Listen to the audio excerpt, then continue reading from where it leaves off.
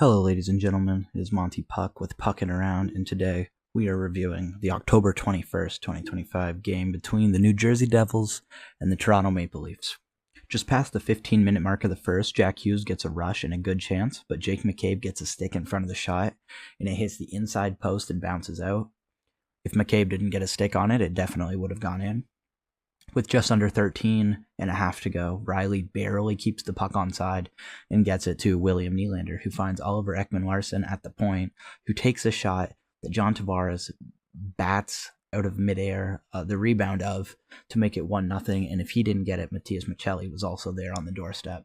With around 11 minutes to go in the first, Jack Hughes finds Paul Cotter wide open out front, and he rips a shot that Stolarz just gets his pad on. With about 9.5, Dawson Mercer slashes Dakota Joshua's stick out of his hand, and the Leafs go to the power play. On the power play, the Leafs give up a 2-on-1 rush, and Nico Hischier gets a great chance, but Stolarz slides across and makes the save. With around 3 minutes left, Max Domi and Cody Glass take coincidental roughings after Glass shoved Tanev down hard, and Domi took exception to it, so we go to 4-on-4. During the 4-on-4, Brett Pesce panics and throws the puck into his own corner. John Tavares is the first to it, and the Leafs are able to stay in the Devil zone for a little while, with Tavares eventually getting a nice wrist shot that Allen is able to cover up for the whistle. A minute and a half into the second, Jack Hughes rips a shot home to tie the game as Andre Palat and Chris Tanev have a shoving match in the top of the crease. The Leafs decide to challenge the goal for goalie interference on Palat, which I did not think it even looked like there was anything there, and there wasn't. The Leafs get the delay of game call, and the goal stands. 30 seconds into the Devils' power play, Chris Tanev goes down holding his head after he seemed to bang heads with Dawson Mercer in front of the goal. Prior to that, Anthony Stolarz made a couple of nice rebound saves. Off the next draw, after Tanev went to the locker room, Dawson Mercer gets a nice one-time shot that Stolarz saves.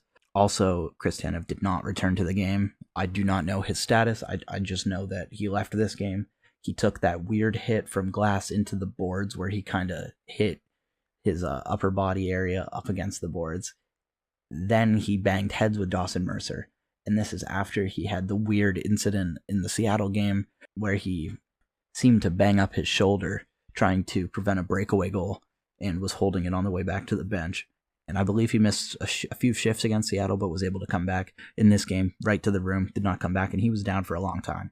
He's a tough customer, so if he goes down for a long time, you definitely worry if it's just one of those awkward things where he got concussed on the play. In the dying seconds of the power play for the Devils, a one-timer hits off of McCabe's toe and bounces out to Cody Glass, who flips it over Anthony Stolarz to take the 2-1 lead for the Devils.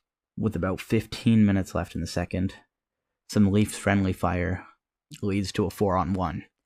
Jake McCabe goes in for a hit, but he ends up banging into Lorentz, and then that leads to the 4-on-1. And on the 4-on-1, Luke Glendening finds Brendan Dillon, who rips it home to make it 3-1 Devils. With just under 13 to go, William Nylander rushes in, and he fakes a shot, and then finds Matias Maccelli, who sauces it into the open cage to make it 3-2, and that is his first goal as a Leaf. With about 5.5 to go, Luke Hughes wraps around from behind the net and gets a nice shot that Stolarz barely slides across and saves. The broadcast I was watching even displayed the Devils' goal animation before cutting it abruptly.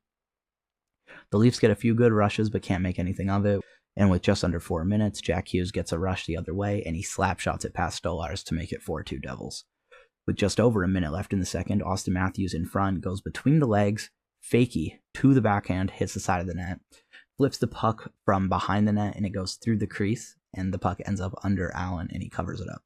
With just under 15 to go in the third, Nico Hischier chips it out front to Timo Meier, who is in alone on Stolarz with a little bit of room, and he bangs it on goal, but Stolarz gets there and makes the save. With around 13.5 to go, Luke Glendening gets a nice backhand look that Stolarz covers up. The Leafs pull Stolarz, and with a minute and a half, John Tavares pokes the puck in the crease, and it goes in between Jake Allen's pads, but he stopped it. Nylander finds Morgan Riley with about 50 seconds left in the game, and Jake Allen flies across and robs him with his blocker. And then with just under 30 seconds, Jack Hughes flicks the puck into the empty net to get his third career hat trick and make it 5-2 Devils. And then some extracurriculars ensued. With 16 seconds, Brian Hallinan and Simone Benoit dropped the gloves after some shoving. Benoit gets some good shots in early on, but later on in the scrap, Hallinan takes over the scrap end when he lands a very vicious right to Benoit and then pummels him into the ice in front of the benches. Not a great game for the Leafs. Not gonna sugarcoat it. It's game 7 now. I've definitely been lenient with making excuses for them, but at this point, the defense it's pretty rough, especially if Tanev is going to be out for a long period of time. Philippe Myers would probably be the one to slot in. He is a big righty, but just because he's a big righty like Tanev, that doesn't mean he comes even close to being capable of what Tanev is capable of. With that being said, thank you guys very much for listening. Please leave a like, comment, and subscribe, and I'll catch you in the next one. Peace.